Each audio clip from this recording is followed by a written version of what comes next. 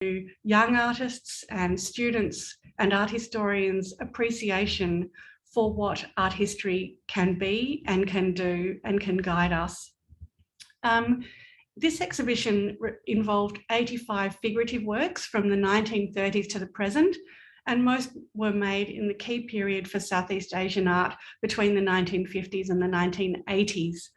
So if you can imagine me, an Australian curator with a specialisation in contemporary art, visiting this enormous private store, looking at literally hundreds of artworks that superficially seem disparate. And of course, I don't have a deep knowledge of the histories of these works, where they come from, what their meaning is, and in fact, how to judge their quality on conventional criteria. So I need to really think kind of strategically about how to approach a project like this as a curator. And one of the questions we ask is, we are a contemporary art institution at ICA Singapore. So how do we situate, how do we frame, how do we unfold works that are not contemporary in this context, where there's an expectation from our visitors and indeed from students that we are an experimental space, a space where art is very much understood in terms of what it can do in the present. And the way we thought about the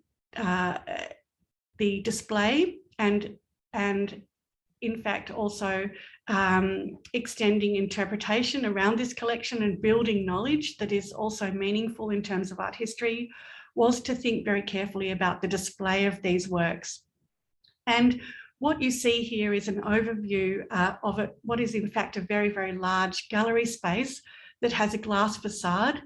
So it's a very porous and open space, which in itself communicates a lot about our interest to be open, our interest to invite participation from audience members, but also a kind of frankness and an honesty in terms of what we are communicating. And you'll notice here that these are the sorts of, these are in fact steel structures that were custom made for the exhibition. And what they do here, as we can see, is that they display the verso of the paintings, as well as what we conventionally expect to see in a museum environment. This is a close-up of a key work in the collection, a portrait, just to give you a sense of the character of these works.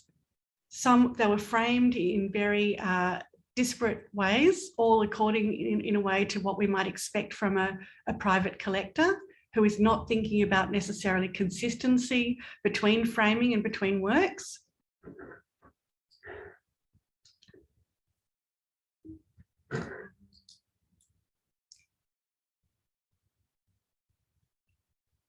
And what was important about displaying the verso of the works was, of course, that the provenance, that the framing, that the labels and the transactions to do with transport and freight were all writ large on for the viewer.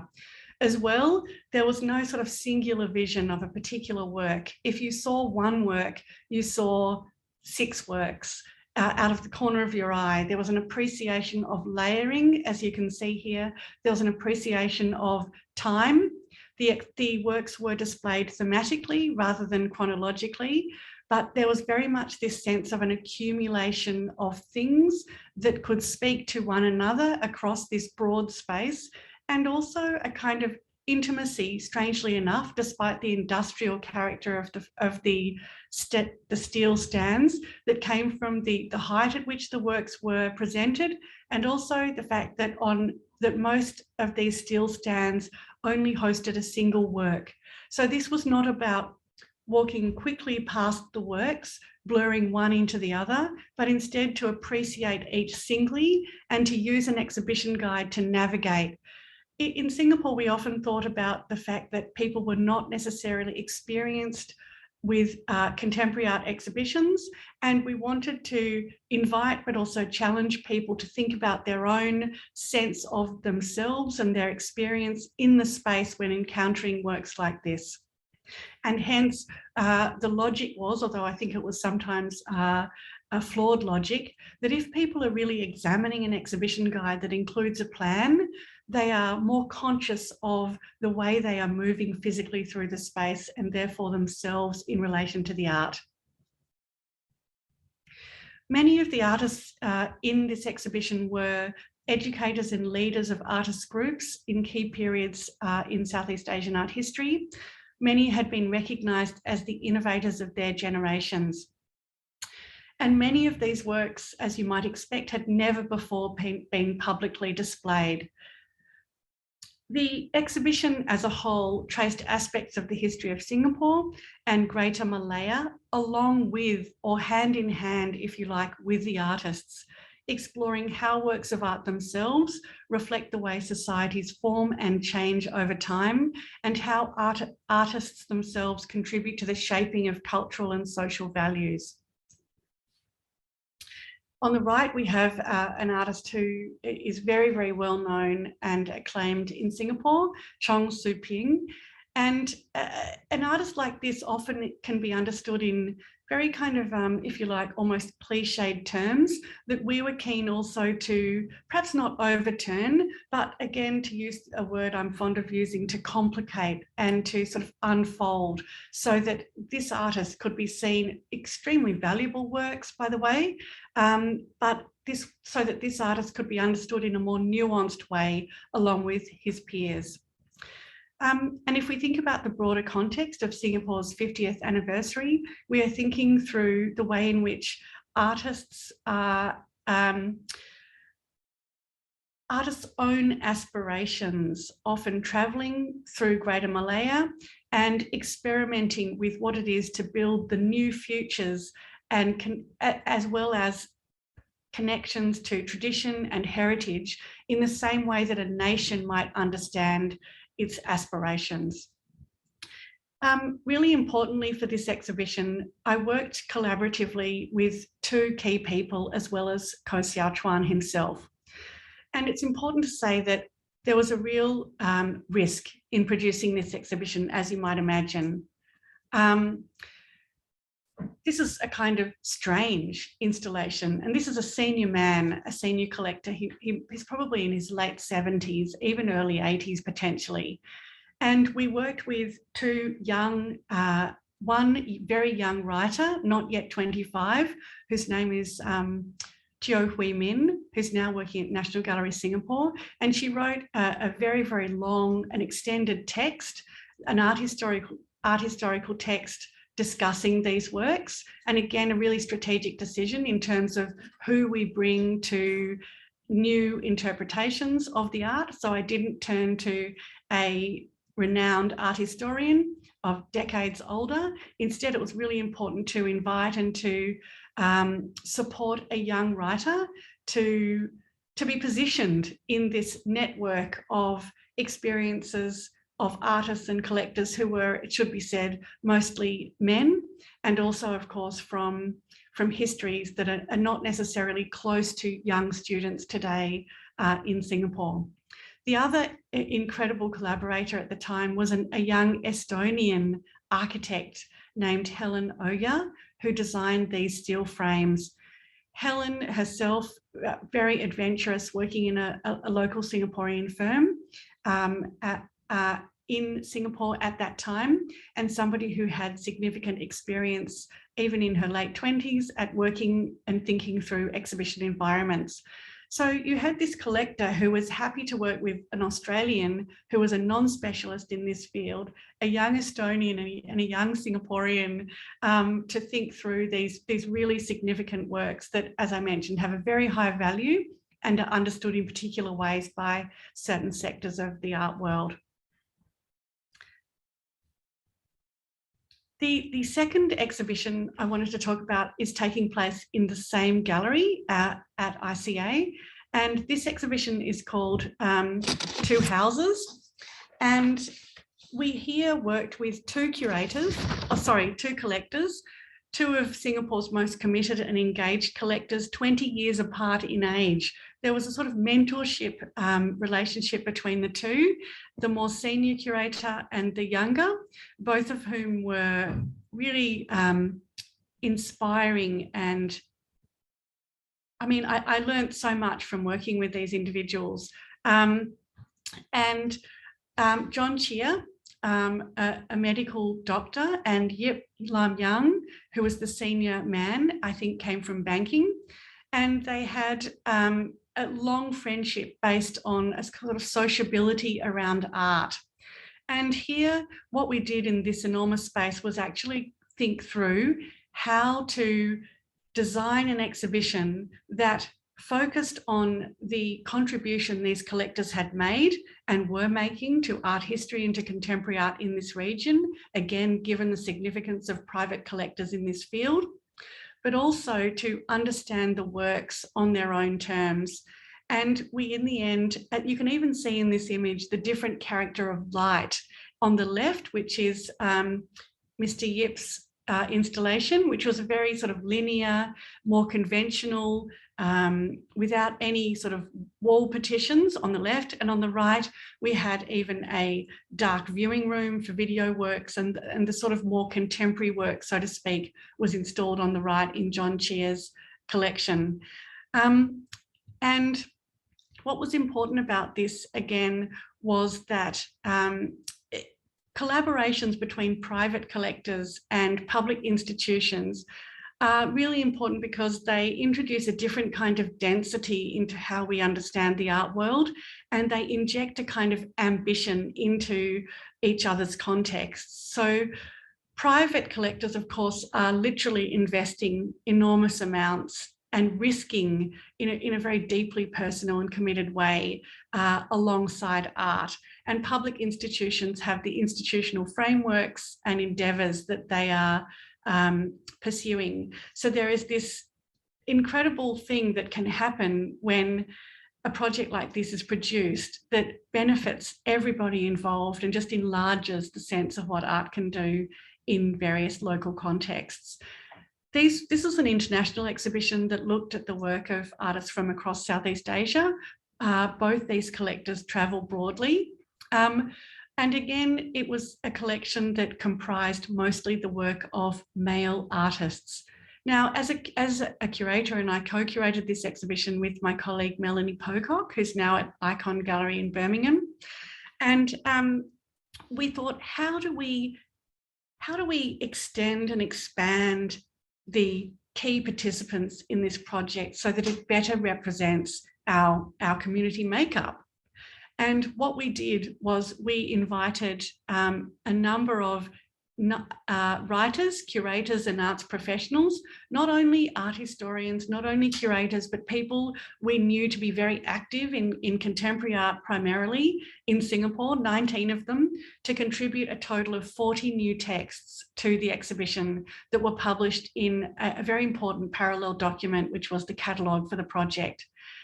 And so in this way, we contributed new thinking around each of the works, but we also positioned each of these people who came from diverse ethnicities and also, as I say, did not necessarily hold particular academic or other positions that might mean they would ordinarily be a natural go-to. It's really important for people in my position to be thinking very deeply and carefully about how and who we involve in our projects.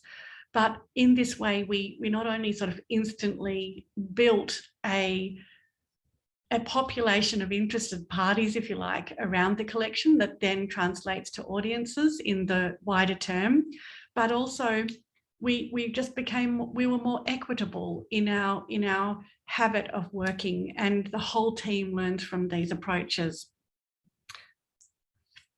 This is just a more detailed display of some very, very key works in Mr. Yip's collection, again hung conventionally and chronologically also in his zone.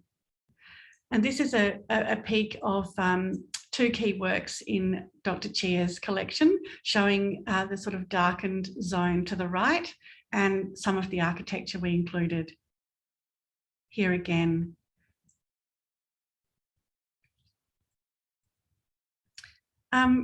The next exhibition I wanted to introduce is a thematic exhibition guest curated by a really remarkable Brazilian curator called Rafael Fonseca. And we invited a guest curator about 2 years in advance to develop a project with us. And we We worked with Raphael long distance in a detailed way, but we also invited him to again consider the art school context, the collections and the environment of Southeast Asia in his proposal. This work here by Ismael Monticelli, titled New World, was really extraordinary. This again is a very young artist, and what we are looking at here, before I go there, I should, no, I will stick with this and then I can come back to the broader framework for the exhibition. But Ismael chose to investigate the life of Brother Joseph McNally, who is the Irish-born former Catholic priest who founded LaSalle College of the Arts in Singapore. And this is an extraordinary man who died in 2002. And the sort of crazy, in some ways, legacy of his experiences and his very, again, equitable approach to education in this region has just had profound influence. And he was a maker, he was a sculptor, making very sort of often strange and unusual. And again, I should say that I found many of these works sort of difficult to apprehend in many ways, and I learnt to understand them differently through the leadership of artists such as Ismael Monticelli. You see on the left there, for example, a fish. There were obviously often religious iconography, iconography that linked to the natural world, and highly experimental use of materials that have since partly, for example, yellowed in the case of resin made during the 80s and so on. This is what we might think of as a major monument that incorporates 28 sculptures by Brother McNally, along with disused furniture and detritus that Ismael found on campus. So a very, very site-specific work that speaks to a place and time, and also again carries forward as part of its agency, if you like, the personalities, experiences and histories of all of these things.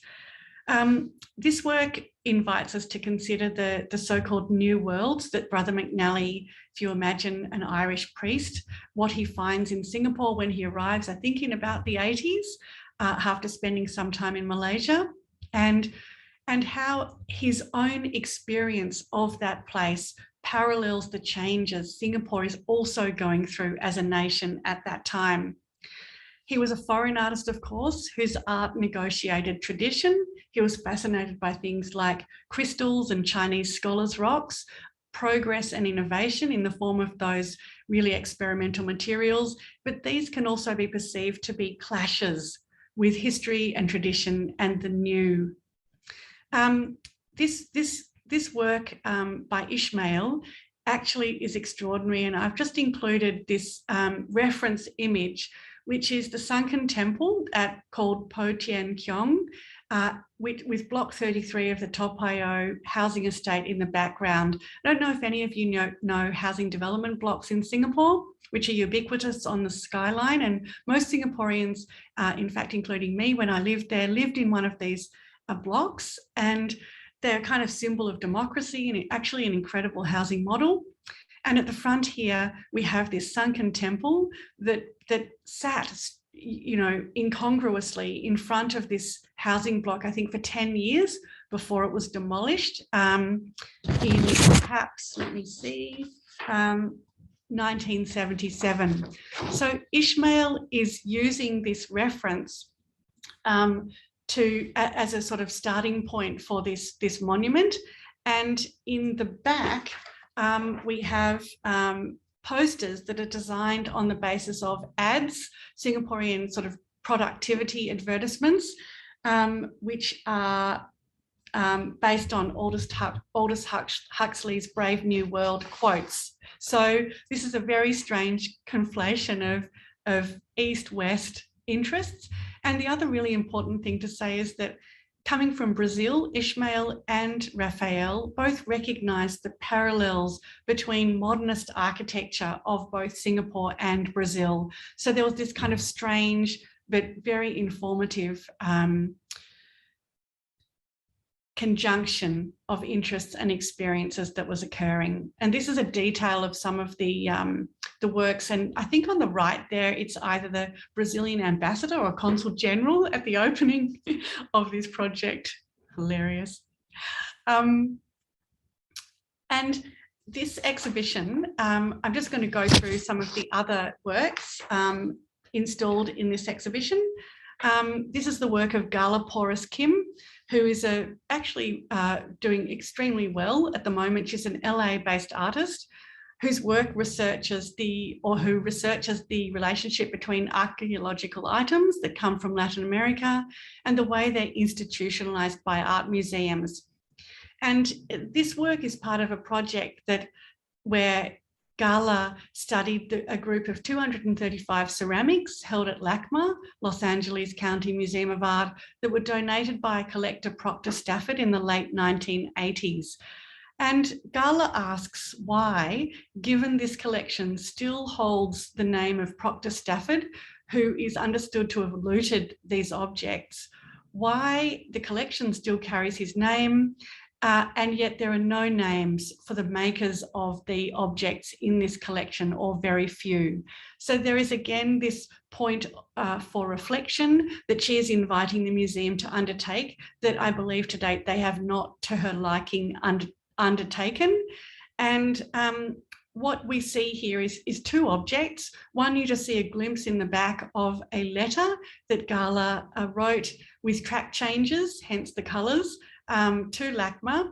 And in the front, we have an object that she has made out of clay that aesthetically doesn't mirror, but evokes the aesthetic form of the objects held in this collection. But interestingly, it includes a GPS tracker as a link to this idea of movement and of transition and relocation, without an address, of course, to ownership or custodianship, but instead to the way in which objects, as we understand, have moved extensively through the world. What happens to objects' agency if we deny those, understanding those objects of the maker, and emphasize, for example, the collector, who is known to have looted those objects or ripped them away from their origins, if you like, or their first custodians. I should also say that again, even if this is where display and exhibition making comes into play, but you see that this is a work that was positioned very close to the glass facade of the gallery, and again, emphasising the sort of porosity of the gallery space and the very open invitation to people, where an object like this, as we understand, would normally be housed in a closed box, but behind lock and key, if we're referring to the collection itself at LACMA, a very different kind of institutional framework for the display of this object by Gala herself. The next work is by Indonesian collective Trobe. And this was a remaking of a work that they had made the same year at the Indonesian National Gallery. And Trobe are really interested also in the form of installation itself and what it does in terms of the way in which installations allow us to understand objects and things. So the space between the objects, this holographic material on the floor, that kind of combination of disco and totem, in a way, there's a kind of Asianness to this, using all of the new technologies, but also what they have done in terms of collections is that they asked us to nominate or to provide a group from which they then selected of a large group of objects in the LaSalle College of the Arts collection that were unknown. So they selected in the end 10 of these objects, and the work is called Self-Portrait, but these are, if you like, portraits of the unknown, totemic cylinders that propose a physical dialogue with the audience. They are kind of life-size, not to their own size, but to our size. And we had no information about the provenance, the period, or the maker of these objects. And you will see that you see a little printer there on a plinth, And here you see students participating with this work, but this printer is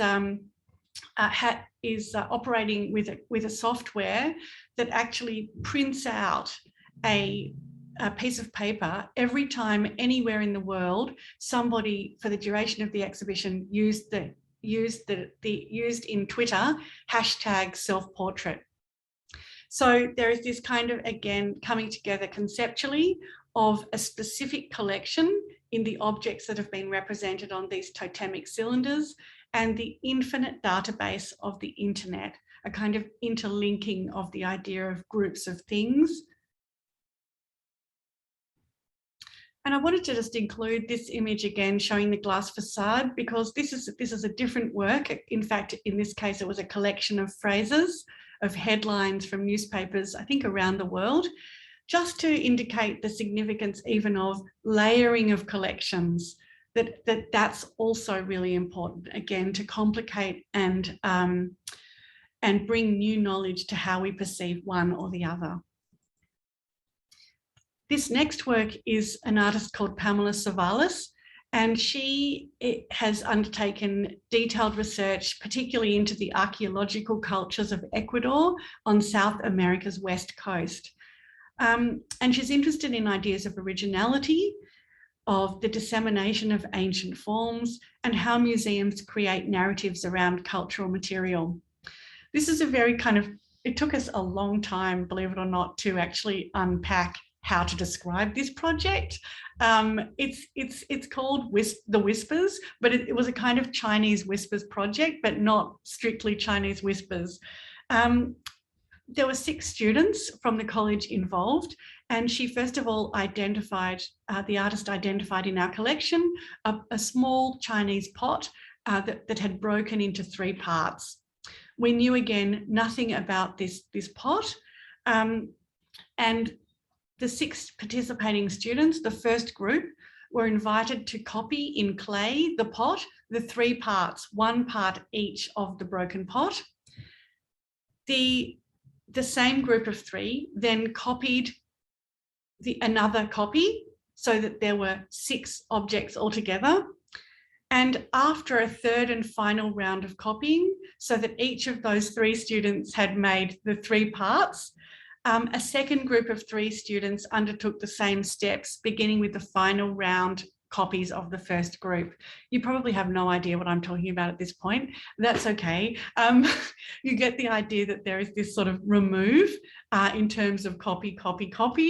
What is the original? What is the most genuine copy? Is it possible to have such a thing? The simulacrum, all of these sorts of questions are raised through but also the production, you know, the actual making of clay, understanding scale, thinking through what it takes to make something. And here we have the final display.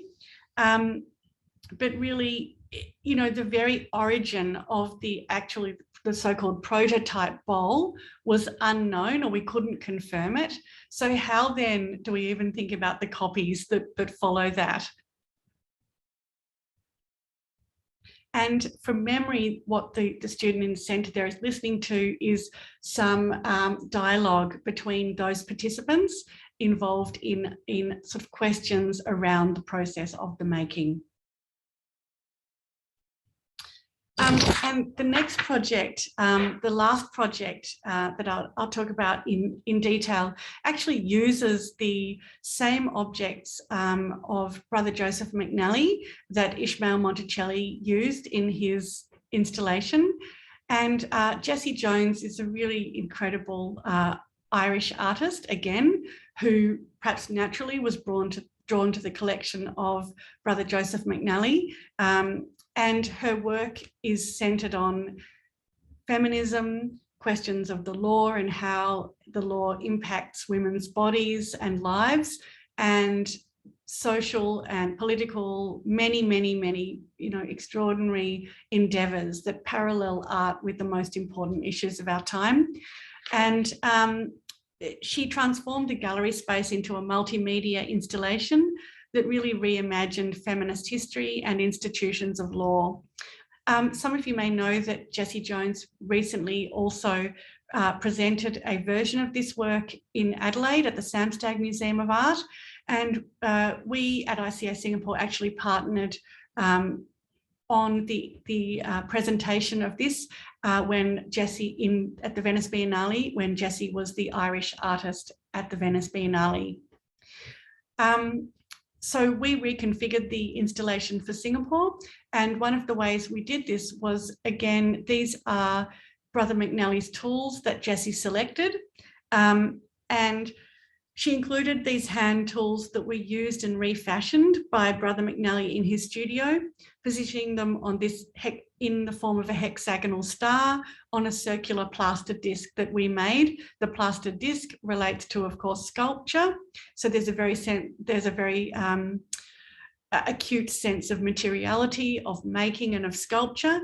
And of course, the handles, as all of us know from either ourselves or family members, carry the very sort of human sense of touch, of work, of labour, but of the individuals who've used those hands. So the kind of agency of these objects, of course, is partly carried forward from Brother McNally himself, and some of these tools were actually made, or the handles were made by him. And there was a kind of complex historical relationship conjured by Jessie between the symbolism of the hammer and religious doctrine, and then again linking that to witchcraft. So this is a sort of extraordinary exhibition, but just an example of about how a collection or a sort of discrete group of items from a collection can be carried forward, not tokenistically, but in a very profound way to link with a place and time. And here is a close-up of the tools. And again, inviting people, notice it's on the floor. Again, very frank presentation. And you, of course, as a viewer, lean over and look at this spotlit theatrical presentation of what are humble tools. And Brother McNally would of course not have anticipated that these would be given the significance of art objects. And this is just another view of the installation to give you a sense. And the tools are sort of at the very, very back in the installation. And just to finish, I wanted to introduce you to two projects about which I'm super excited. And they're drawing on La Trobe University art collections. And the first, and I'm really happy to be speaking also with Vince about this exhibition and all of the beautiful work he did with the Hirsch family in terms of the donations of these works and nurturing that really crucial relationship, which we will then, through the children of Etta and Manny Hirsch, attempt to rebuild, or should I say re-establish. And this is the Etta Hirsch ceramics collection, just one example of many, many works held in the collection. And we are working with a guest curator, a younger Australian guest curator called Isabel Sully, who will make an exhibition next year in Bendigo here that in part draws on this collection. And in some ways, this is a humble collection. It's a collection where there were objects that were dinner table objects, domestic objects that were used in the everyday life of the family to entertain without a sort of preciousness that we might usually attach to such objects. So extraordinary stories. And the reason I invited Isabel to contemplate whether this would be of interest to her to engage is because she is, as I mentioned, a curator, but she's also a writer, an artist and an editor. And like Jessie Jones, she's interested in feminist histories, and she's interested in the mechanisms and materialities of administration, as she describes it on her website. I understand this to be a natural kind of connection, if you like, to collections management, to data, to information, to how we account for things, and to thinking about administration as a way of caretaking, as a way of being responsible custodian And these are really important processes, of course, that I believe, and I've just been really enjoying. I hadn't ever met Isabel before she was recommended to me. It's just a joy to already, after about 3 meetings, just feel this sort of like-mindedness, and I know she will make for us a wonderful project. And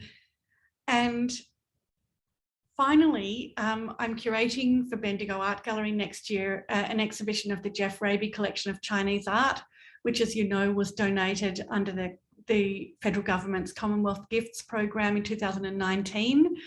And my wonderful colleague, Karen Annette Thomas, and I recently, in fact, with a couple of other expert art handlers, looked at this work, which is, a lot of it is mostly in storage, with a view to, again, understanding, accounting for it, thinking about reframing, looking at inscriptions. I've deliberately chosen just the inscriptions to emphasize sort of information and the job of work ahead of us and what is behind the scenes, as much as the many, many icons and significant works that form this collection.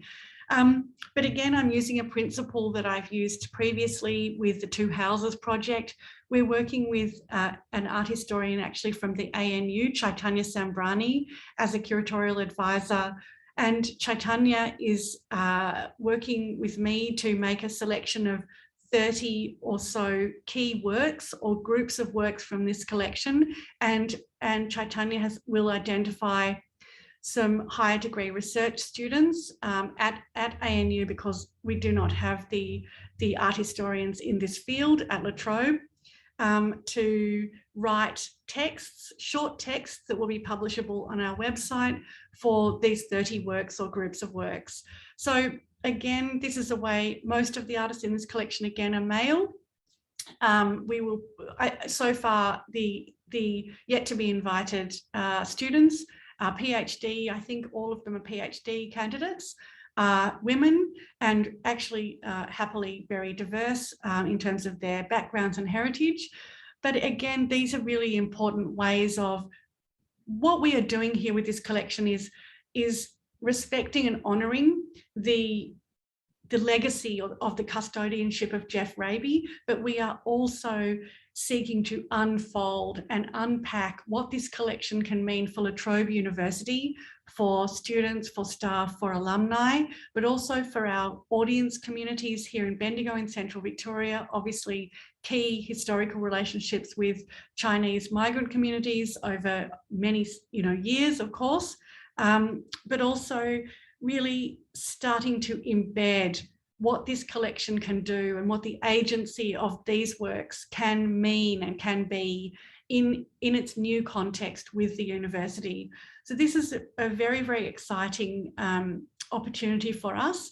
And of course, it's the first exhibition, which presents a challenge because, of course, with the first exhibition, we cannot be as adventurous or as we cannot, we can take risks, we can be adventurous, but we cannot be extravagantly adventurous or risk-taking, because it is an announcement and a celebration of the gift to an extent, but we will slowly over time continue to unpack and focus on aspects of this collection and to recontextualize and to bring other participants to this collection over time. So this is super exciting. And of course, Bendigo Art Gallery is a key partner for the university. So it's also just a pleasure and a privilege to work with them on this project. And I believe, Esther, I just have our La Trobe University thank you slide to follow.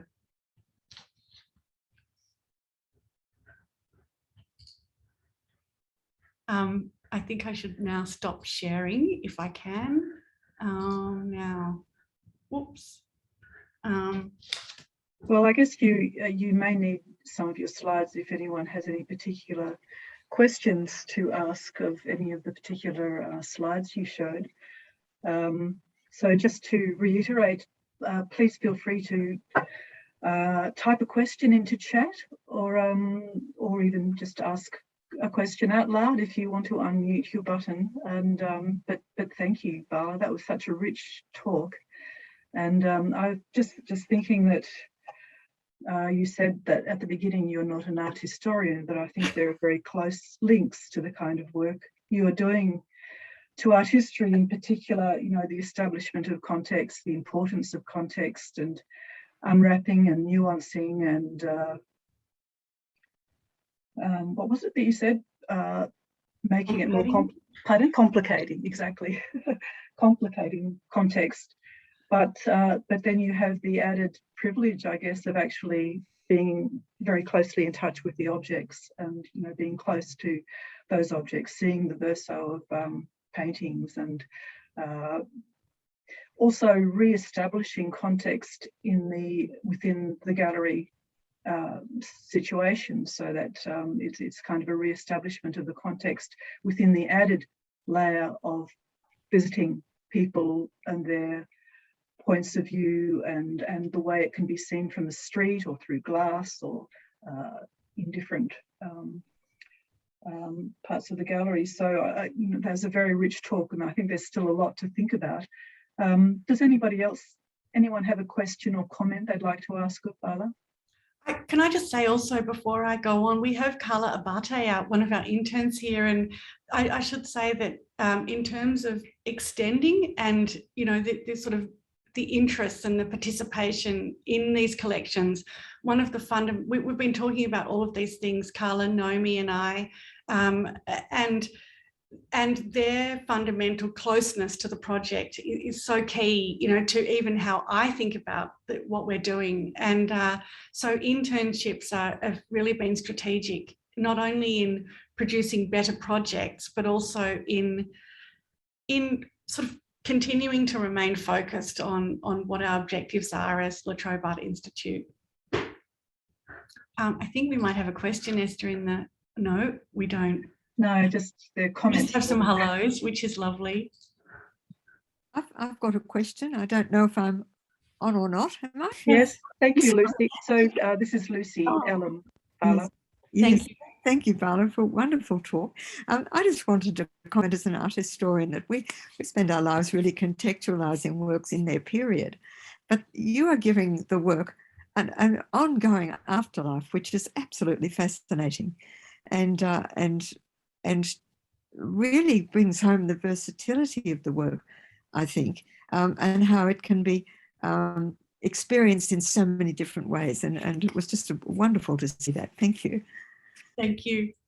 I should say that I believe that before I started at the University of Melbourne, I'd only worked in contemporary art spaces, and I think this is a real privilege of working within university environments. I entirely attribute, you know, my sort of interest in this approach, but also my learning about how to approach these problems or projects, if you like, through working within this environment and alongside obviously academics and specialists, starting at the University of Melbourne and now in this, you know, beautiful La Trobe context, which has just been so rewarding.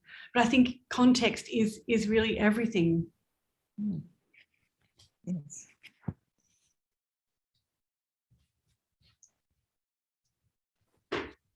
Does anybody have any questions? I'm very happy to answer. I do, Robin. Hi, Robin. Thank you very much. Hello, Bala. Thank you. The first exhibition you talked about in Singapore, I was most interested in you showing the versos of things. You rarely see that. I was interested in what the reviewers and the general public fed back to you about that opportunity. Yeah. Really interesting question. I think even the steel frames, you know, were quite confronting for people. And again, you know, all credit, you know, to the senior collector who, you know, also supported financially the project and saw the benefits. And he was an architect, an international architect, and so he had this experience of collaborating that was fundamental to our ability to move forward. That's the first thing I should say. But also I should say at that time in Singapore, I think that the National Gallery Singapore had either just opened or was about to open. And often I think there can be, with the birth of those sorts of institutions, you know, an adherence to what is right, you know, to narrow ideas, if you like, of best practice. And hence the sort of radicalism, if you like, of this, you know, can be really left of centre and can be hard for people to, you know, what are you doing? But I think overall the sort of the generosity of spirit was something that people responded to, and the frankness. And again, perhaps it wouldn't be such a profound gesture to have an exhibition like that in Australia, where gallery goers are more familiar with the objectness of works of art, whereas in Singapore, where, you know, going to a gallery is still, you know, it's not an everyday event for most people. Therefore, you know, to sort of, I mean, I hate to use the term sort of educational. We were not interested in education for its own sake. We always foregrounded the experience or the agency of the objects, but there is a kind of an interest to share, if you like, you know, that kind of information. And I think the spirit of that was appreciated by critics. But also, I think the kind of, I mean, there's a lot of discussion. If you think about Singapore, the port, and you think about the kind of transactions that occur at the port, and not, you know, always, how can I put this? Anyway, there's a lot of controversy, right? There's a lot of heat in some of those port transactions, the collections that are stored at the port, and major collectors are also, there's a lot of money, you know, in how in these transactions, even in the framing, and all of that is sort of writ large if for somebody to see in that collection of works on the versos, as well as what the works are. And that's again a way of sort of understanding differently what the art world actually is, and how an art world ends up in a collection, let alone in a museum.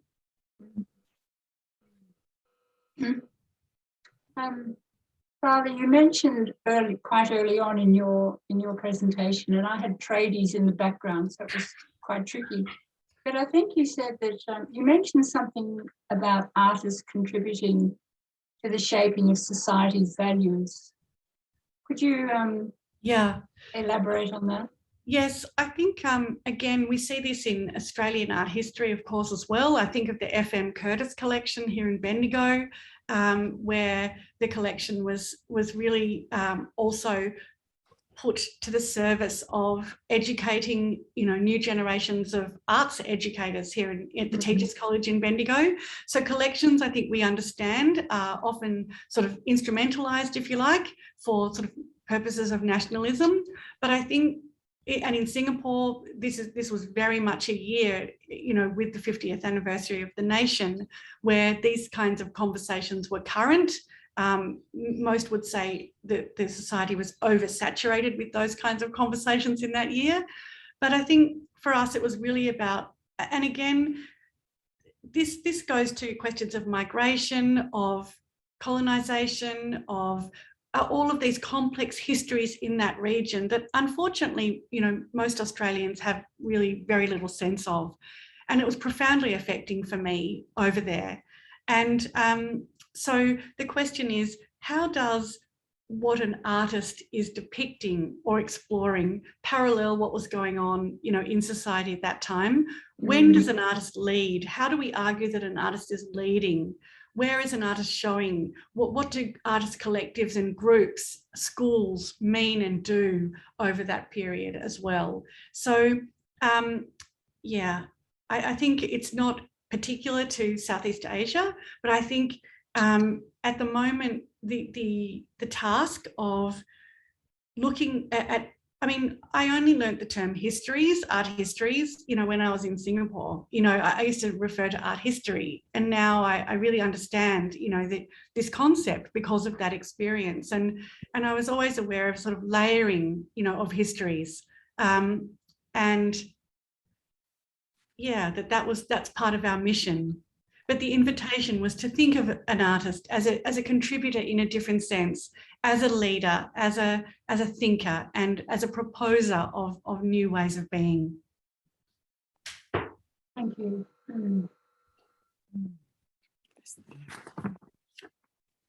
Well, if there are there any more questions or comments to make?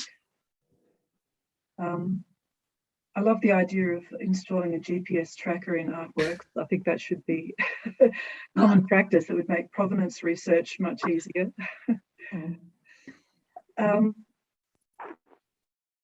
If there are no more questions, I just want to very warmly thank you, Bala, for taking the time this afternoon to share your experience and work with us. It's been very rich, and I think I know certainly for my part, I need a little bit of time to absorb and to think about a lot of the things that you've brought up. But yeah, it's been very interesting, very rewarding. So thank you very much from all of us. Thank you. Thank you. Thanks so much for your interest.